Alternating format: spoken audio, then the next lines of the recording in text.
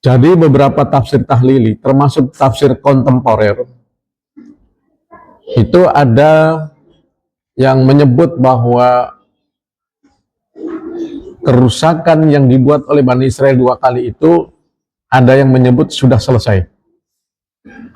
Sudah selesai.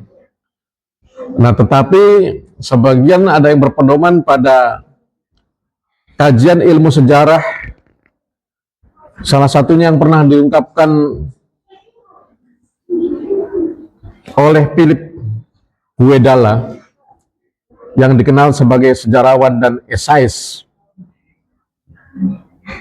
yang kelahiran London atau Inggris.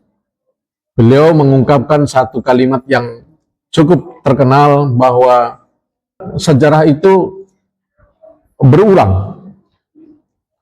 Sejarah berulang dengan sendirinya. Sejarawan saling mengulang satu sama lain.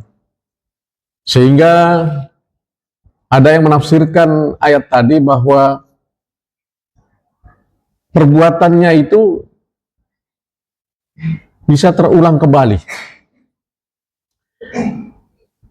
Walaupun sebagian menyebut tidak selalu sama persis kejadiannya. Tapi ada juga penafsir lain yang menafsirkan bahwa sampai saat ini perusakan atau keonaran atau kejahatan yang dimaksud 2 kali di sini, yang pertama adalah di zaman para nabi, dan yang keduanya itu nanti setelah para nabi selesai, sehingga sekarang ini.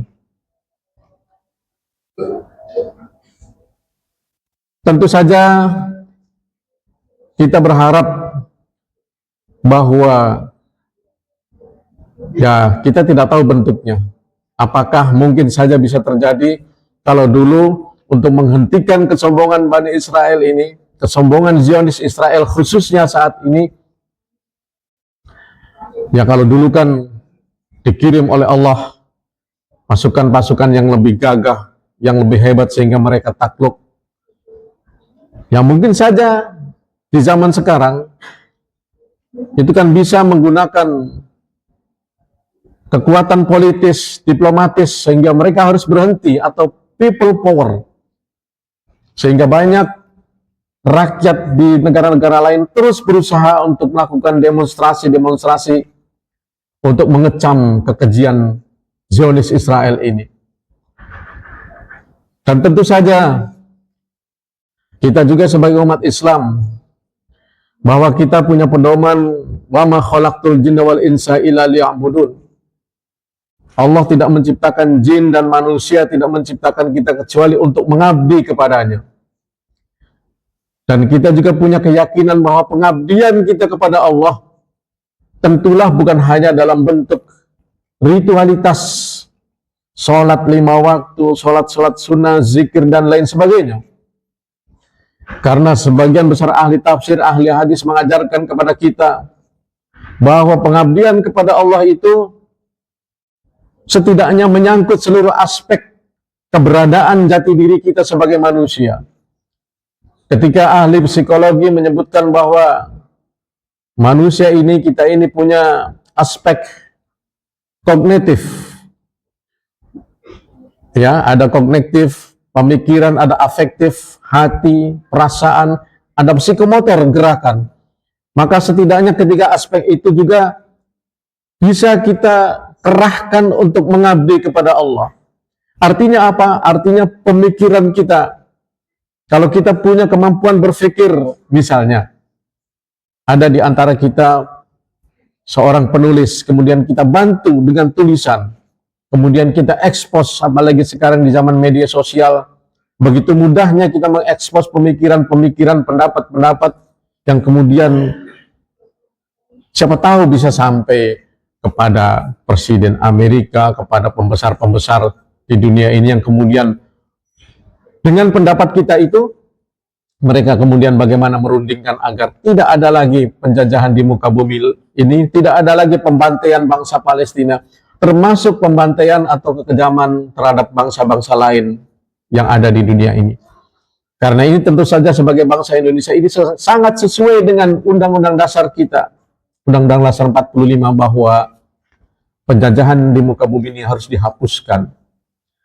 Hadirin kaum muslimin rahimakumullah. Begitu juga dengan hati kita, kita bisa kerahkan.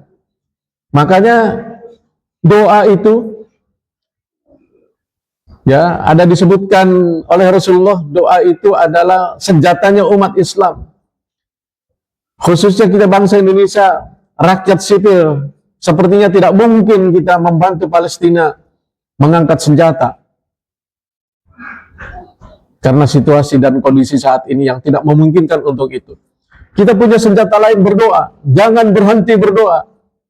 Setiap selesai sholat 5 waktu, atau kalau ada yang punya keyakinan doa dikabul, di antara sholat sunnah, rawatib dengan sholat 5 waktu, kita doakan di waktu-waktu yang dikabulkan oleh Allah Subhanahu wa Ta'ala. Imam-imam juga silakan membaca qunut nazilah dalam setiap sholat 5 waktu, atau setidaknya beberapa kali di dalam satu hari itu kita baca qunut nazilah, agar diamini oleh semua makmum yang mengikuti kita. Qunut nazilah adalah qunut minta pertolongan kepada Allah. Ya, ini menjadi, kalau kita yakini ini juga merupakan bentuk ibadah. Kita ingat, kita ini tidak tahu apa yang menyebabkan kita misalnya masuk surga nanti. Karena kita yakin kadang-kadang ada orang yang ibadahnya getol siang malam kepada Allah, menghadap Allah, zikir sampai menangis. Tetapi ada sikap tindakan yang menyakiti manusia lain, kemudian dia justru dijebloskan ke dalam neraka.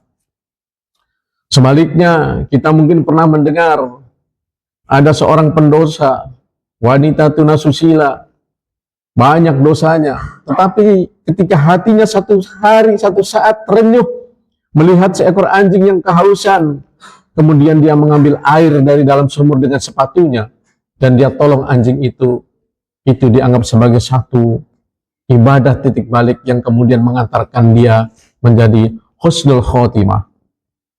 Nah, siapa tahu juga doa-doa kita kepada saudara-saudara kita rakyat Palestina. Di samping doa tentu yang punya kelebihan rezeki, silakan, banyak saluran-saluran untuk menyumbang ke warga Palestina. Hampir setiap organisasi Islam di Indonesia, Muhammadiyah, NU, Al-Irsyad dan lain sebagainya, punya saluran khusus menerima sumbangan untuk dikirim kepada rakyat Palestina. Inilah khutbah yang kami sampaikan. Mudah-mudahan khutbah ini menggugah kita kembali agar kita terus memupuk rasa cinta sesama saudara kita. Ruhama'u bainahum, di mana Rasulullah memberikan contoh kepada kita sikap kepribadian Rasulullah terhadap saudara-saudara yang seagama itu, saling mengasihi, saling menyayangi satu sama lain.